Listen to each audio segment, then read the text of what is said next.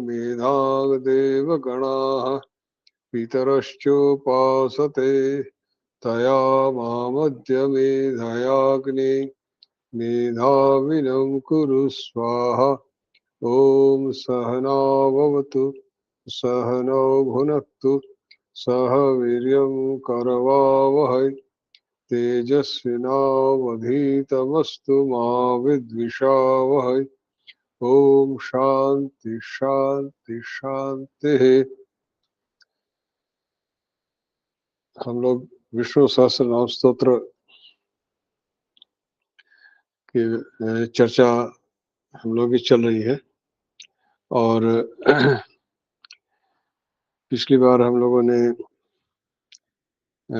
50वें श्लोक तक पढ़ा था। अशोकस्तारणस्तारः शूरः शौरिजनेश्वरः अनुकूलः शतावर्तः पद्मी पद्मलेक्षणः। आज 51वां श्लोक पढ़ेंगे। पद्मनाभो अरविंदाक्षः पद्मगर्भः शरीरभृत् महर्धिर्ऋद्धो वृद्धात्मा महाक्षो गरुड़ध्वजः।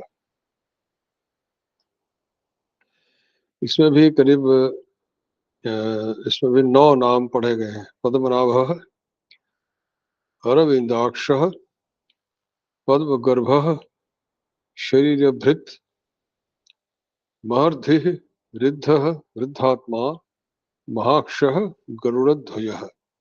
ये 9 नाम भगवान विष्णु के इसमें पढ़े गए। अब इन 9 नामों का क्या अर्थ है, इस पर आज हम लोग थोड़ी चर्चा करेंगे और इसके पीछे जो निहित भाव है उसको समझने का प्रयास करेंगे। इसमें सबसे पहला नाम है पद्मनाभ। पद्मनाभ शब्द, यह नाम हम पहले भी पढ़ चुके हैं। यह हमारा जो है 196 नंबर जो नाम था, ये श्लोक था। मरीचिर्दमनो हंस सुपर्णो भुजगोत्तमः हिरण्यनाभ सुतपाः पद्मनाभ प्रजापति। ये श्लोक था।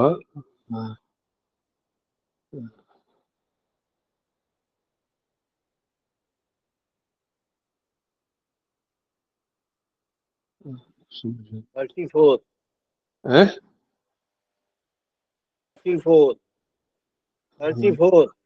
34 ना? हाँ, 34। मरीचिर्दमनो हंसः सुपर्णो भुजगोत्तमः हिरण्यनाभ सुतपाः पद्मनाभ प्रजापति। यहाँ पर हिरण्यनाभ नाम आया था और पद्मनाभ नाम यहाँ पर आया था। पद्मनाभ प्रजापति, पद्मनाभ फिर आया यहाँ पर। तो दोनों के अर्थ में कुछ तो परिवर्तन, कुछ अंतर होगा। तो पद्मनाभ जो नाम था, इस पर हमने पहले चर्चा की थी, तो उसको एक बार देख लेते हैं तो समझ में आ जाएगा कि उसमें हमने क्या अर्थ किया था, तो अब इसमें उसका क्या अर्थ होना है। ये पद्मनाभ का अर्थ होता है पद गतो। इस धातु से पद मतलब चलना, और नाभ शब्द है नाभि, अर्थात नह धातु से बांधने अर्थ में यहाँ पर नाभ किया गया था। अर्थात जो नह धातु से, और पद्म शब्द सिद्ध होता है जो ज्ञान अर्थ में।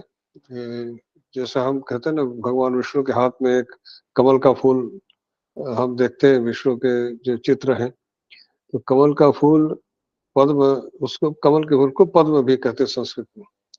तो यह ज्ञान का प्रतीक है, क्योंकि पद जो गत्यर्थक धातु है, गति के 3 अर्थ होते हैं, ज्ञान, गमन, प्राप्ति।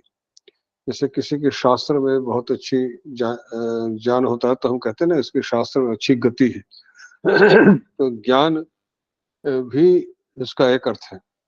तो यह पद्म का फूल, कमल का फूल ज्ञान का प्रतीक है, और उसी जो अपने ज्ञान से उसने नह धातु से नाभ शब्द सिद्ध होता है। जिस तरीके से एक नाभि कहते हैं, जैसे एक रथ का पहिया होता है, उसका जो केंद्र बिंदु होता है, उससे पूरे पूरे पहिए के चक्र उसमें बंधे होते हैं, उसी से सब कुछ बंधा रहता है। और अगर उससे छूट गया तो फिर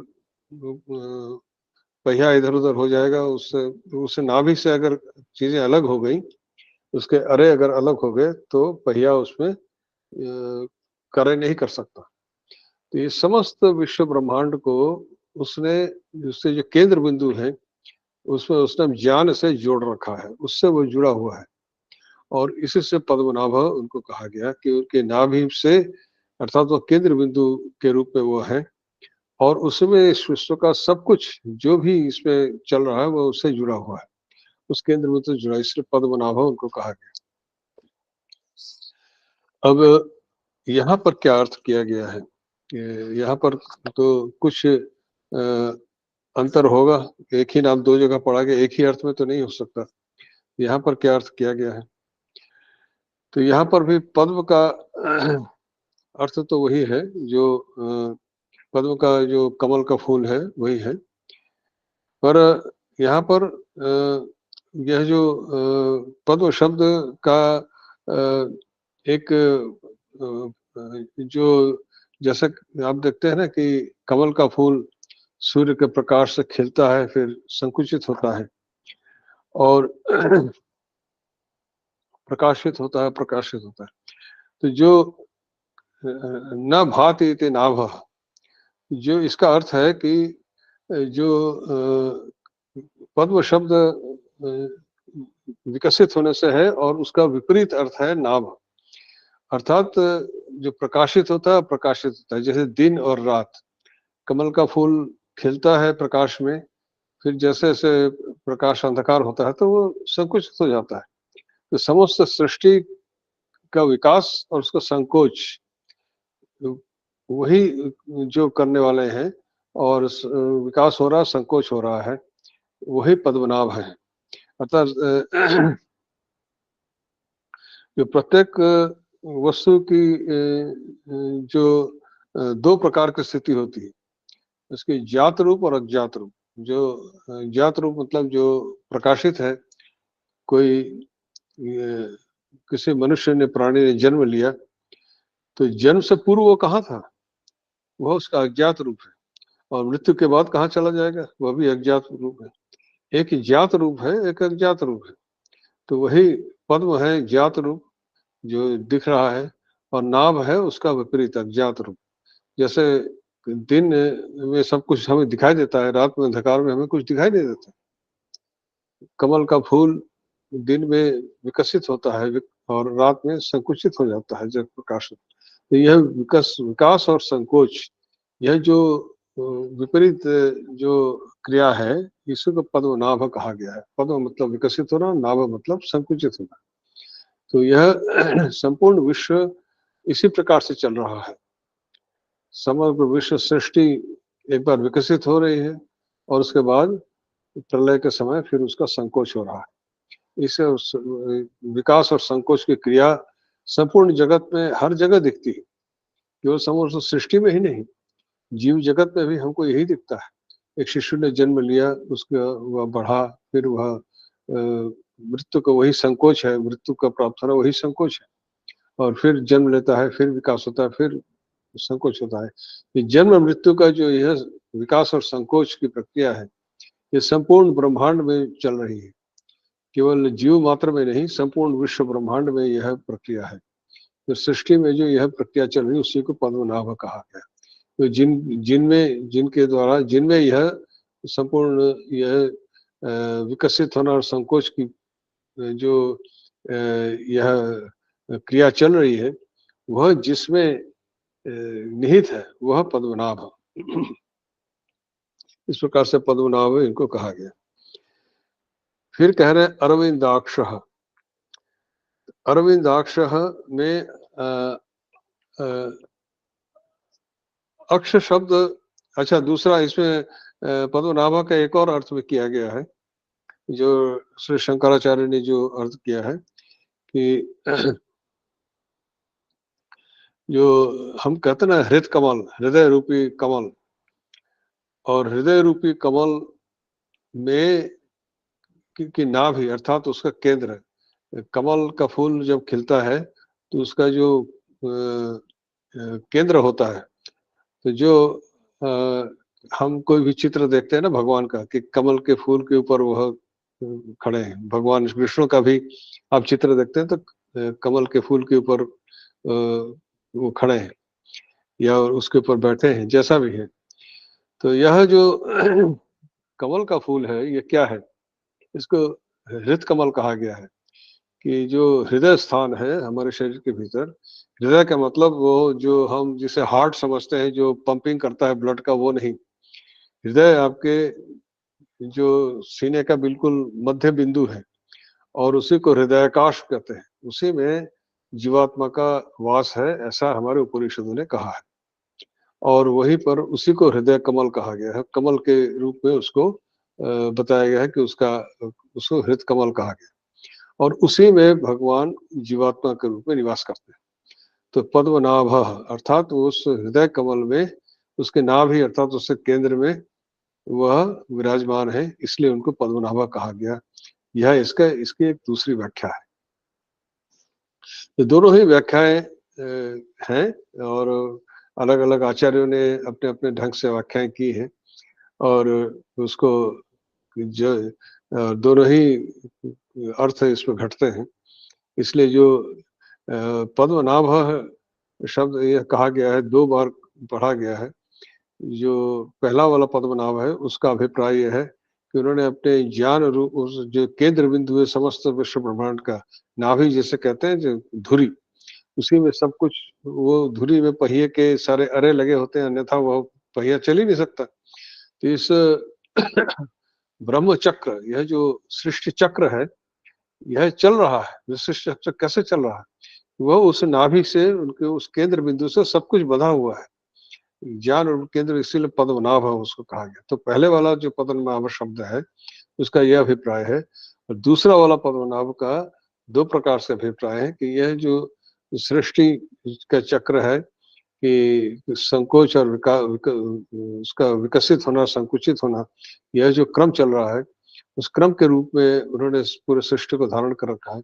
और दूसरा यह है कि हृदय कमल, प्राणी के जो, मनुष्य का जो हृदय कमल जिसे कहते हैं, हृदय आकाश, उसमें जो कमल के रूप में उस हृत कमल उसको कहते हैं, उसी पे उनका निवास है। तो जो जीवात्मा का वास है जहाँ पर है, उसको पद्मनाभ कहा गया। उसको एक कमल से उसकी एक दृष्टांत दिया गया है, कमल के फूल की तरह, और उसमें वह कमल का फूल, मैंने कहा ना, ज्ञान का प्रतीक है, तो स्वयं ज्ञान स्वरूप है। इसलिए उस कमल के फूल पर वो ज्ञान रूप, उस जो हृदय आकाश में जो ज्ञान रूप अर्थात उनका जो स्वस्वरूप है। तो देखिए, जो हमारे उपनिषद में जो ज्ञान की बात कही गई है वो यही कि अपने स्वरूप को जानना।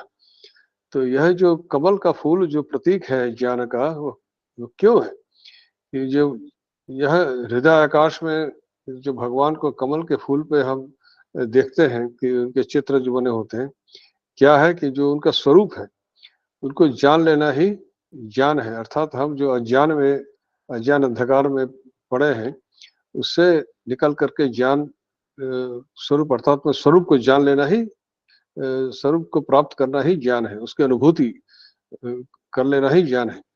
और वो अनुभूति को ही कमल के दृष्टांत से दिया गया है कि कमल जिस प्रकार के सूर्य के प्रकाश से खिलता है, प्रकट होता है, तो वह ज्ञान रूप पद्म जो ज्ञान का वह दृष्टांत के रूप में दिया गया है, और उसी पे वह विराजमान है।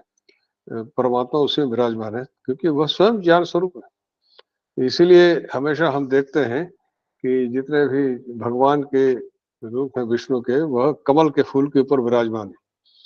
तो क्यों? क्योंकि वह ज्ञान स्वरूप है और वह जीव के भीतर उसके हृदयाकाश में विद्यमान है। तो पद्मनाभ का ये दूसरा अर्थ है। फिर अरविंदाक्ष, अरविंदाक्ष, इसमें अरविंद अक्ष 2 शब्द हैं। अरविंद शब्द भी 2 शब्दों से मिलकर बना है। तो री एक धातु है, गति प्रापण, मतलब गति मतलब चलना, और प्राप्ति दोनों अर्थ हैं इसके। तो रिच्छति ऐसा रूप बनता है। तो इसी से अर शब्द भी इसी से सिद्ध होता है, इसी धातु से। और तो अरविंद मतलब क्या है कि जो गति को प्राप्त होता है। और अक्ष मतलब जो एक अक्ष का अर्थ हमने ये भी पहले पढ़ा था कि जिसे आंख जैसे अक्ष के लिए कहा गया है। तो अरविंदाक्ष शब्द में हमने ये पढ़ा था कि अक्ष शब्द को हमने पहले भी पढ़ा था, सहस्राक्ष। ये 226वां हमारा था। यह महर्दीर्घो वृद्धा, ये है 200 ये श्लोक है आपका। हमने इसमें सहस्राक्ष सहस्रपात ये पढ़ा था। मरीचि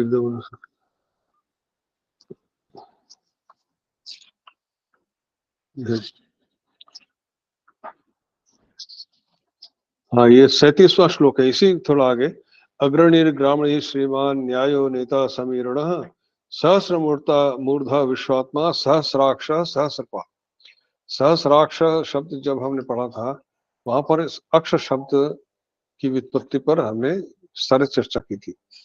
तो अक्ष शब्द जो है अशुंग व्याप्त, मतलब इस धातु से सिद्ध होता है।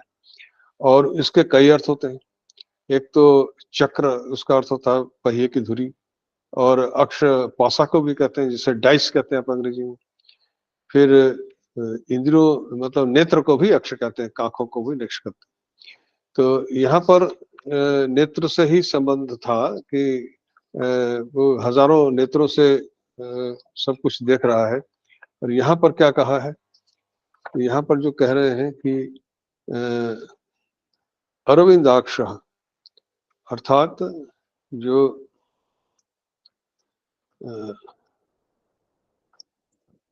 ये इनका अर्थ है कि हाँ,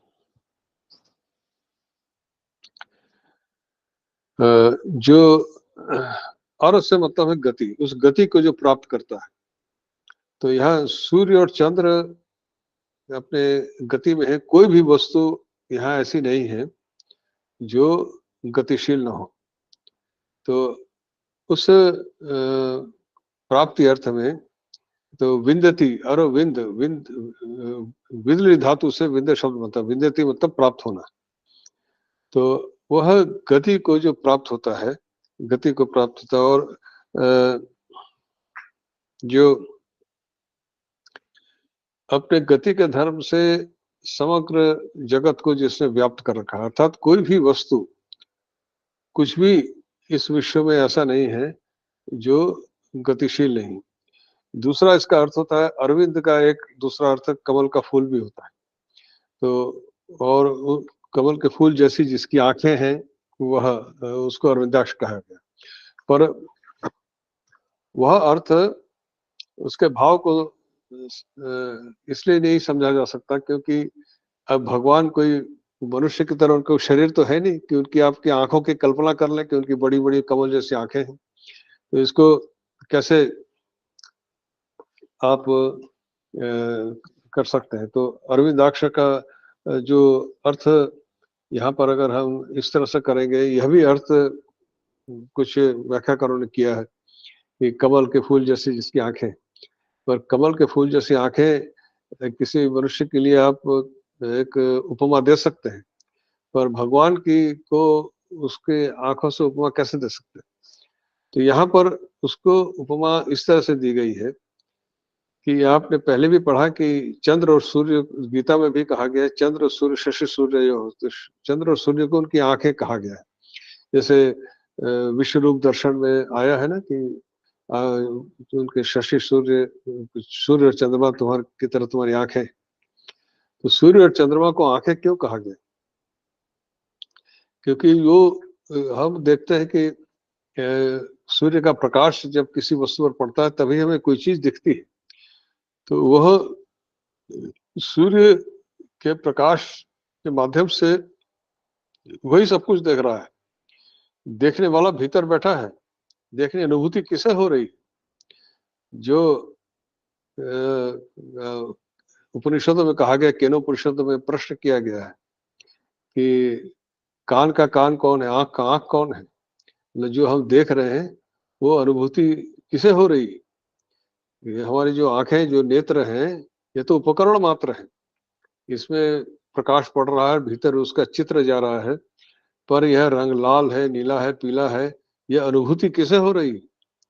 इसीलिए वह अपने इन हजारों सहस्रों नेत्रों से ये देखने की अनुभूति वही कर रहा है, वही देख वही रहा है।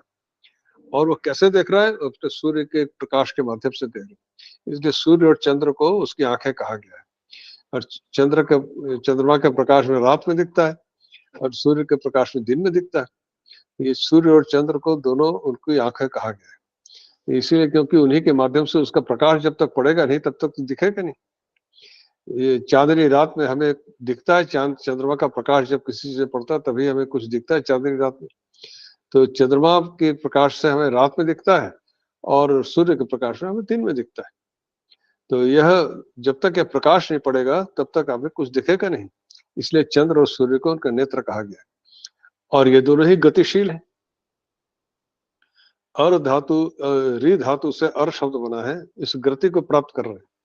कोई भी अपनी जगह स्थिर नहीं है, निरंतर गति रूप में प्राप्त होकर के वह संपूर्ण विश्व में व्याप्त है। और इसी को अरविंदाक्ष कहा गया है कि वह इस प्रकार से चंद्र और सूर्य को फिर वही नेत्र अरविंद जो इसे कहा कि कमल के फूल के जैसे जिनके नेत्र, तो उसको वही गति से ही उसे संबंध है उसका। जो आपने पद्म शब्द से, कमल का फूल है ना, पद गतो, उसी से पद्म शब्द की व्युत्पत्ति होती। तो निरंतर गतिशील है जो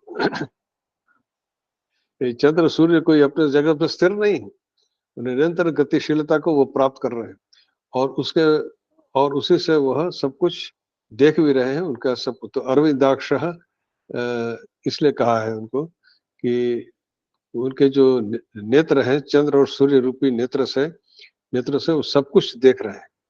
तो यही को अरविंदाक्ष कहा गया। फिर कह रहे हैं पद्म गर्भ।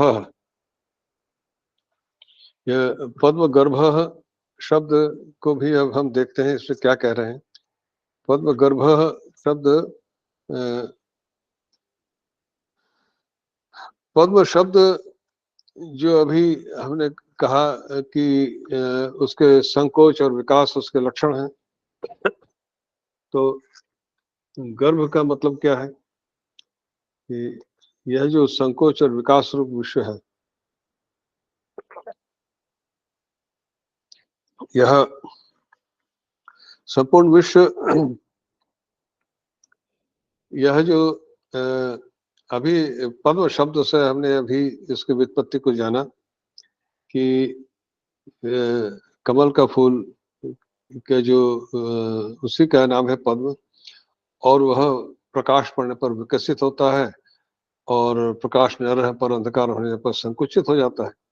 तो विकास और संकोच यह संपूर्ण सृष्टि का यह धर्म है।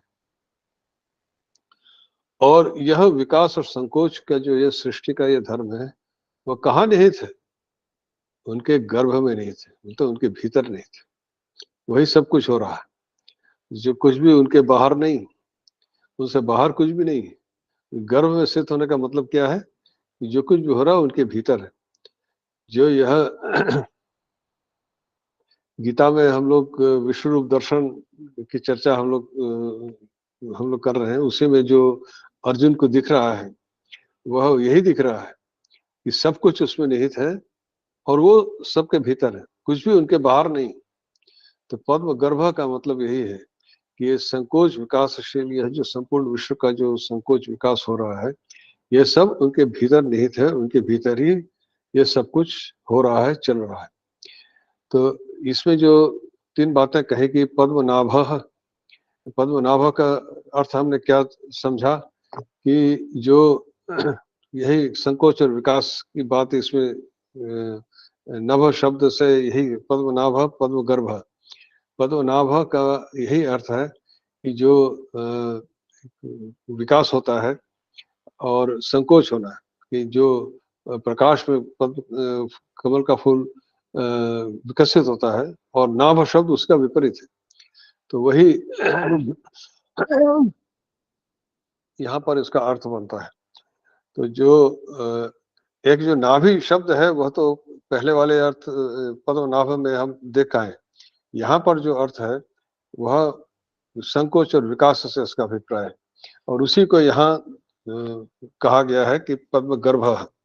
वहाँ तो और उसी वही जो पद्म है उसके जो संकोच विकासशील उसका जो धर्म है वह उसके गर्भ में है, अर्थात उसके भीतर है, उसके भीतर विद्यमान है, उसके भीतर ही सब कुछ हो रहा है। यह जो पद्मनाभ पद्म गर्भ अरविंदाक्ष, ये सब चीजें जो कही गई हैं, ये सब उस संपूर्ण ब्रह्मांड सृष्टि विष्णु के लिए कहा गया, क्योंकि वो ज्ञान स्वरूप है, वही सब कुछ देख रहे हैं, वही सब कुछ अनुभव कर रहे हैं, सारी अनुभूति उसी को हो रही।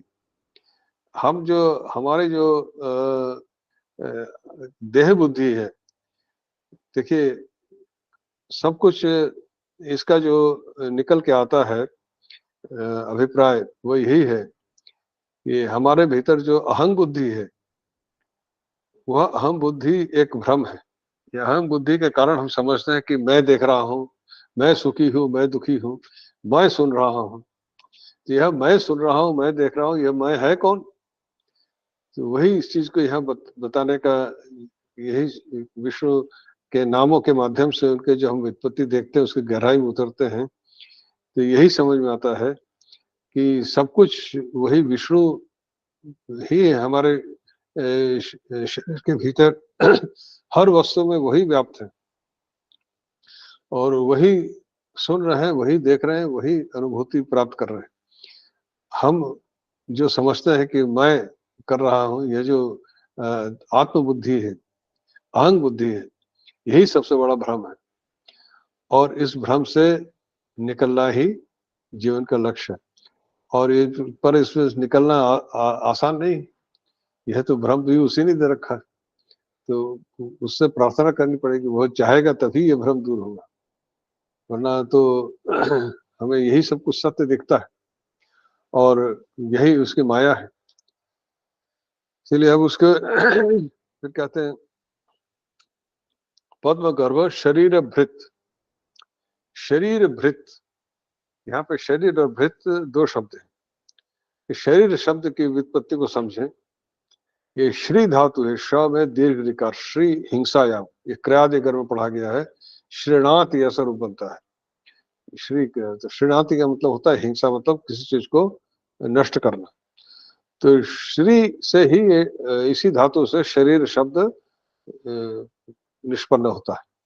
उसमें कौन से प्रत्यय आते हैं, क्या वो व्याकरण का विषय है, उसमें जाने की आवश्यकता नहीं। इतना जान लीजिए, श्री धातु से शरीर शब्द निष्पन्न होता है। तो इसका अर्थ क्या है? जो चीज नष्ट होती है वो शरीर है। यह शरीर कभी सदा के लिए नहीं रह सकता। इस शरीर का जन्म हुआ तो इसको एक दिन इसको नष्ट होना ही होना है। इसीलिए श्री हिंसायाम धातु से यह शब्द सिद्ध होता है। इसका अर्थ होता है नष्ट होना, किसी चीज को नष्ट करना। तो यह शरीर जो यह शरीर शब्द जो नष्ट होता है, तो क्या कह रहे हैं, शरीर भृत का क्या मतलब है? मतलब जो जीर्ण शीर्ण हो जाता है, नष्ट हो जाता है, वो शरीर कहते हैं। तो शरीरम विभर्ति, और दूसरा है भृत। ये भृत भ्री धातु से बना। भ्री धातु ज्योत्यादिकरण पढ़ाएंगे। विभर्ति मतलब धारण पोषण, धारण करना और पोषण करना, दोनों अर्थ होते हैं इसमें। भ्री धातु है, भ के नीचे ऋकार।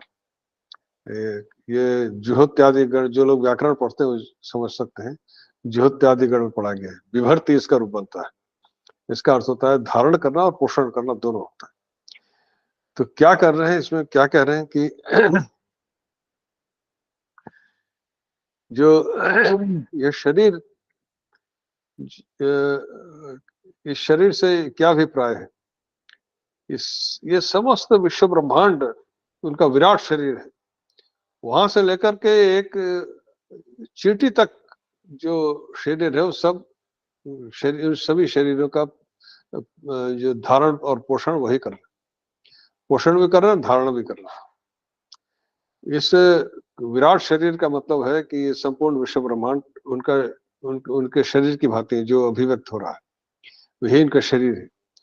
और यह जो जीव प्राणी हम देख रहे हैं इसके रूप में भी उन्हीं का शरीर अभिव्यक्त हो रहा है। तो इसमें जो सबसे छोटा से छोटा भी प्राणी है, हमें सबसे छोटा प्राणी चींटी दिखती है अपनी आंखों से, वैसे तो चींटी से भी छोटे प्राणी हैं पर वो माइक्रोस्कोप से आपको देखने पड़ेंगे, पर जो हमें खाली आंखों से दिखते हैं वो चींटी सबसे छोटा प्राणी दिखता है। तो वहां तक वो उसका धारण और पोषण दोनों कर रहा है। उसमें जीवात्मा के रूप में उससे प्रविष्ट होकर उसको धारण कर रहा है, उससे प्रविष्ट होकर के उसको धारण किए हुए और उसके लिए उसका पोषण कर रहे हैं। क्यों, कैसे कि जो भी जीव इस संसार में है उनके पोषण के लिए जो भी आवश्यक है उसकी व्यवस्था भी उसी ने कर रखी है।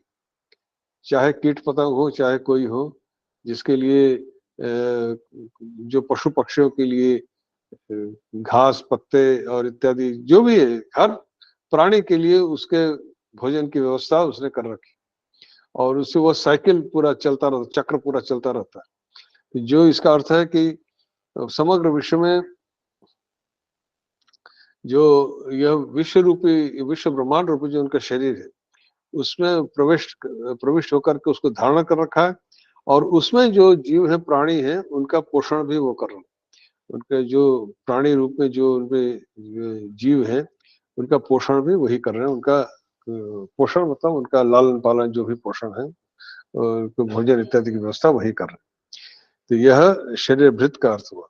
तो इसमें दो शब्द हैं, शरीर और भृत, और इन दोनों से मिलकर के शरीरम विभर्ति थी शरीर भृत, शरीर के जो धारण और पोषण करता है। तो शरीर का अर्थ हम जान लें तो शरीर के दोनों अर्थ यहाँ पे हैं।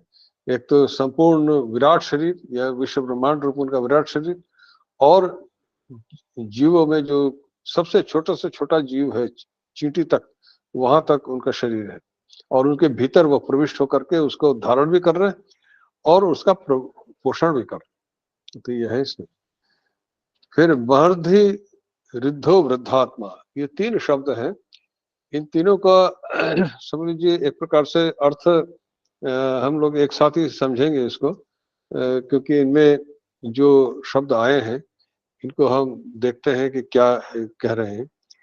महर्धि, इसमें एक ऋधु, ऋधु वृद्धो धातु है, ऋधु, जो कि दिवादी गण में पढ़ा गया है और वही अर्थ में स्वादि गण में पढ़ा गया है। इसका रिध्यति ऐसा रूप बनता है, अर्थात बढ़ना।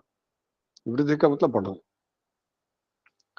तो महति रिद्धि यस्य सह, जिसका जो बढ़ना है वो महान है।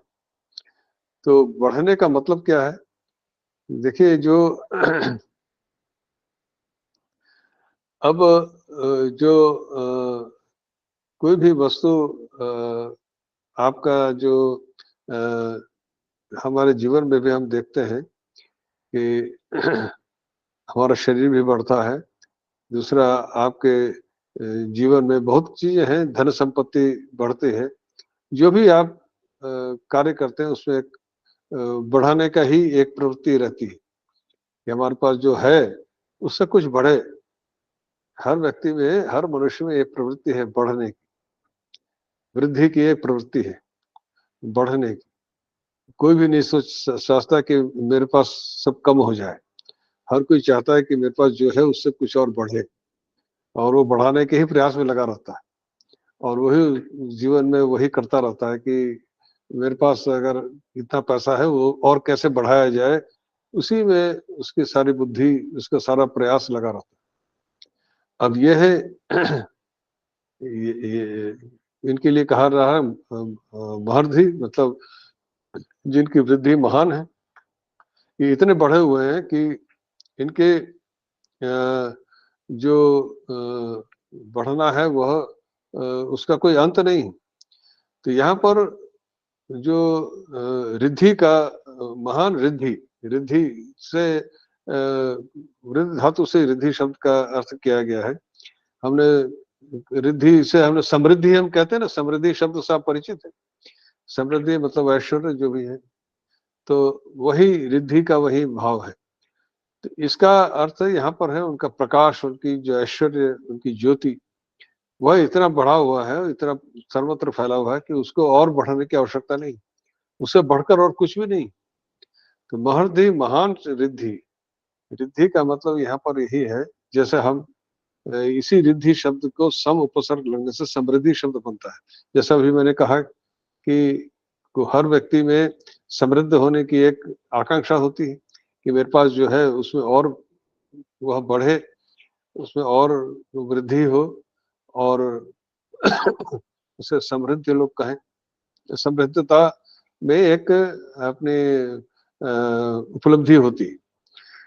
तो यहाँ पर वही यहाँ पे कहा गया है कि सम का मतलब होता है अच्छी प्रकार से, और यहाँ सम की जगह महान शब्द प्रयोग किया गया, अर्थात उससे बढ़कर रिद्धि और कुछ है ही नहीं। उसके पास जो है उससे बढ़कर और कुछ नहीं हो सकता, पूर्ण है। हमारी समृद्धि का भी तो एक सीमा होती है ना। समृद्ध होता है कोई, अच्छा होता है कोई, कितना होता है, तो उसका कोई लिमिट सीमा तो निर्धारित नहीं की जा सकती, लेकिन जितना भी समृद्ध होता है वो उसे लगता है कि अभी कम है, अभी कुछ और बढ़े। तो उस उसे उसकी सीमा दिखाई नहीं देती कि कहाँ रुकना है, उसे पता नहीं।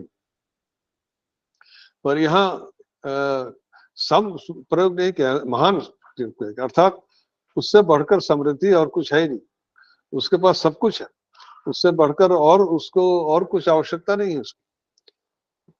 मनुष्य अपनी समृद्धि, अपनी जो उसके पास धन संपत्ति है उसको बढ़ाने का प्रयास करता है, पर कितना भी बढ़ा ले उससे बढ़कर कुछ ना कुछ उसके बाद भी रहेगा। कोई कितना भी धनी हो जाए उससे बढ़कर धनी कोई न कोई होगा, पर इससे बढ़कर कोई समृद्ध कोई नहीं। इसके पास सब कुछ है, जो कुछ भी इस संसार में हो सकता है, सब कोई, ऐसा कुछ भी नहीं है जो इसके पास नहीं। इसलिए महान, जो महारथी इसको कहा गया। फिर कहते हैं रिद्ध, वही रिद्ध धातु से ही अब ये महर्धि में, रिद्धि में तीन प्रत्यय है, ये भाव है। और रिद्ध इसमें त प्रत्यय है, मतलब जो आप तो परिपूर्ण है, तो इसमें ये भूतकालिक प्रत्यय होता है। तो रिद्ध का वही धातु वही है और अर्थ भी वही है। रिद्ध धातु से दोनों ही शब्द बने हैं। रिद्धि और रिद्ध दोनों ही शब्द उस एक ही धातु से निष्पन्न होते हैं, पर दोनों के अर्थ में क्या अंतर है कि महर्धि जो हमने कहा कि रिद्धि समृद्धि जो शब्द है कि वह उसके वो उससे अधिक और कुछ नहीं हो सकता। तो रिद्ध का मतलब है कि आप्त काम, मतलब उसे और कुछ चाहिए नहीं, उसके सब कुछ है, सब कुछ उसमें हो चुका है, अब और कुछ होने को बाकी नहीं रह गया। जब हम कहते हैं कि एक जो जिस प्रत्यय की मैं बात कर रहा हूँ, भूतकालिक तब प्रत्यय, इसका जो कार्य होता है वह ये होता है कि कोई कार्य जो संपन्न हो चुका, मतलब जिसके बाद और कुछ होने की आवश्यकता नहीं। सह गृहम गतः, वो घर जा चुका, और वो घर पहुंच गया और जा चुका, मतलब वो कार्य संपन्न हो गया, अब उसमें कुछ पड़ा नहीं। पुस्तकम पठितम, पुस्तक पढ़ ली गई और उसको पढ़ने के लिए कुछ बचा नहीं। तो यही है, तो रिद्ध का मतलब यही है कि उसका जो बढ़ाव है वह पूरा हो चुका, और उसके बाद और बढ़ने के लिए कुछ बचा नहीं। पूर्ण आप्त काम जिसे कहते हैं, हमें मनुष्य की इच्छाओं का कभी अंत नहीं होता। वह उसकी इच्छाएं, उसको जितना भी प्राप्त हो जाए उसको और प्राप्त होने की इच्छा रहती है, पर इसको और कुछ प्राप्त करने की आवश्यकता नहीं। उसके पास जो कुछ है सब कुछ उसको प्राप्त हो चुका है। रिद्धा का मतलब यही है कि पूर्ण रूप से उसकी उसकी जो भी रिद्धि हो सकती थी सब कुछ हो चुका है, अब उसमें और कुछ होने के लिए बचा नहीं। सब कुछ उसको उसको प्राप्त है, और उसमें कुछ प्राप्ति करने कुछ बचा नहीं। संसार में हमारे पास जो अप्राप्त है उसी को हम प्राप्त करना चाहते हैं, उसके लिए अप्राप्त कुछ भी नहीं। तो इसीलिए उनको वृद्धा कहा गया कि उनके लिए अप्राप्त कुछ भी नहीं, पूर्ण रूप से आप तो काम जिसे कहते हैं उनके लिए प्राप्त करने के लिए कुछ बचा नहीं। फिर कहते हैं वृद्धात्मा। वृद्धात्मा, अब वृद्ध धातु, यह वृद्धु एक धातु है, वृद्ध, ये भी इसका भी अर्थ है वृद्ध, वृद्धि मतलब बढ़ना। तो हम अपने लौकिक जीवन में वृद्ध किसे कहते हैं? जो शरीर से बूढ़ा हो गया, तो बूढ़ा होने का मतलब क्या है? उसका जो वय है, मतलब जिसे उम्र है, एज जिसे कहते हैं, वह जिसकी ज्यादा है उसी को वृद्ध कहते हैं। शरीर का तो परिणति है, जैसे जैसे वय बढ़ती है, वय बढ़ता है। वय मैं इसलिए कह रहा हूं कि हिंदी में हम आयु शब्द का प्रयोग करते हैं, पर आयु और वय में एक अंतर है। आयु का मतलब होता है कि जीवन, लाइफ स्पैन जिसे कहते हैं, स्पैन ऑफ योर लाइफ। आप कहते हैं ना दीर्घायु भव, आशीर्वाद करते हैं ना कि आपकी आयु लंबी हो।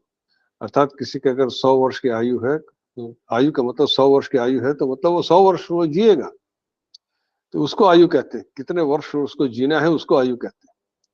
तो हम जो कहते हैं तुम्हारी आयु कितने हो, गलत प्रयोग है। उसको संस्कृत में वय कहते हैं, वयस। वय का मतलब होता है एज, जिसे इंग्लिश में आप कहते हैं एज, या उर्दू भाषा में उम्र जिसे कहते हैं एज।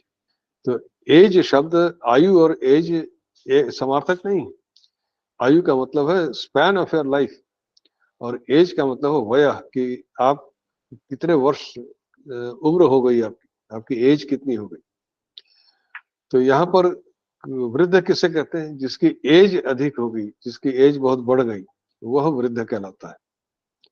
तो वृद्धात्मा, वृद्धा आत्मा यस्य सः, जिस जिसके आत्मा की जो एज है, वय है, बहुत अधिक है, मतलब बहुत पुराना है। मतलब उसको कितना पुराना है किसी को पता नहीं, क्योंकि हम जो वृद्ध जिसे कहते हैं, बड़े बूढ़े होते हैं ना घर में, उनको हम बहुत सम्मान करते हैं कि उनकी, क्योंकि उनकी जो एज है ज्यादा है उनके। तो अब इसकी एज क्या है?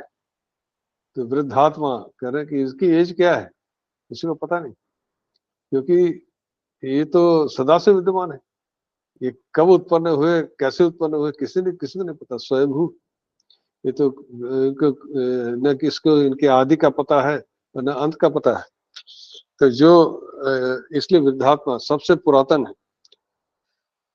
पुरातन आत्मा यशसा, मतलब जिसने सबसे पुराने होने से, मतलब इनसे पुराना कोई नहीं, इनसे वृद्ध, मतलब इनसे आयु में इनसे बड़ा, जो हम कहते हैं ना आयु में सबसे बड़ा होता है, मतलब जिसका वय जिसका अधिक होता है उसी को हम वृद्ध कहते हैं। जो सबसे बड़े आपके घर में होते हैं उनको सबसे बड़ा, सबसे अधिक सम्मान आप उन्हें करते हैं, क्योंकि वह अपने एज में, अपने वय में सबसे बड़े हैं।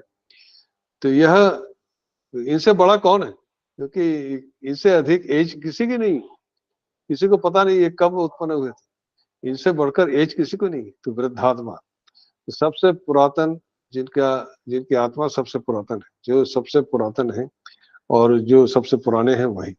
शरीर, शरीर का तो यह परिणति है, पर वो शरीर के भीतर जो जीवात्मा है, वह कितने सालों से, कितने वर्षों से इस शरीर में टिका हुआ है, वही उसके वही उसका वय कहलाता है। कि शरीर, शरीर का तो परिणति है, शरीर शिशु काल से वह युवा बना, फिर वृद्ध हुआ, ये शरीर की परिणति हो रही, पर उसके भीतर जो जीवात्मा है वह तो परिवर्तित नहीं हो रहा है।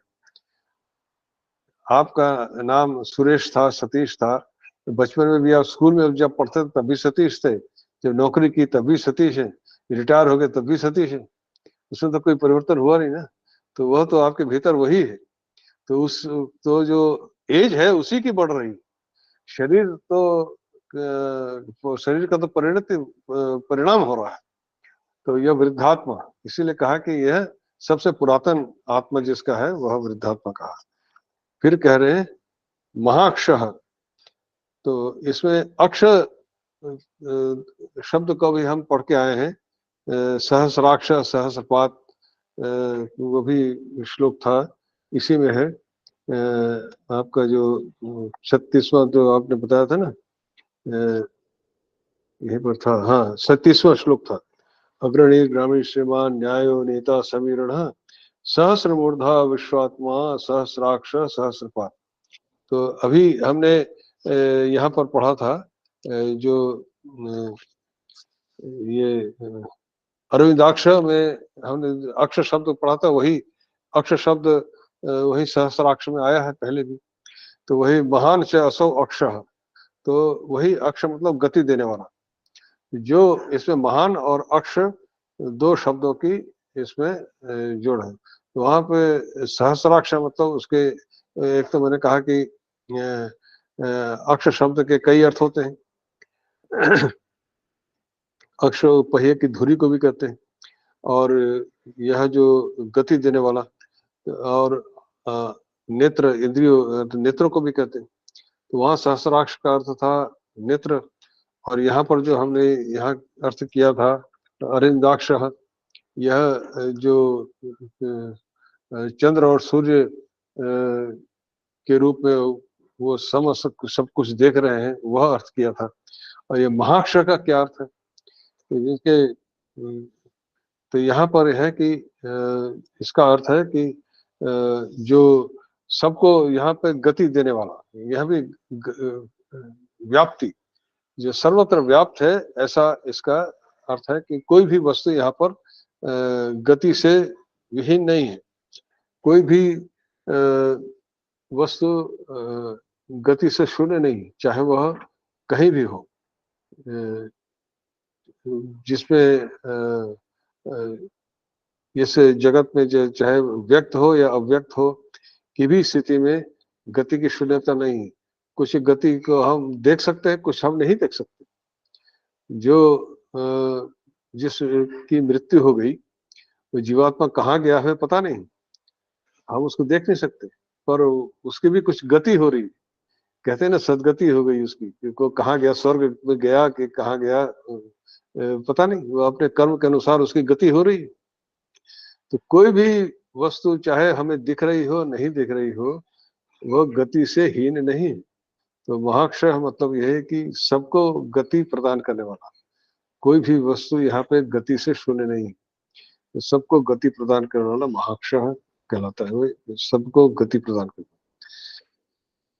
फिर गरुड़ ध्वज है, गरुड़ ध्वज, यहाँ पर इसके भी कई प्रकार से व्याख्याकारों ने अर्थ किए हैं कि आपने उसमें ध्वज का एक अर्थ होता है झंडा, जिसे कहते हैं ना ध्वज।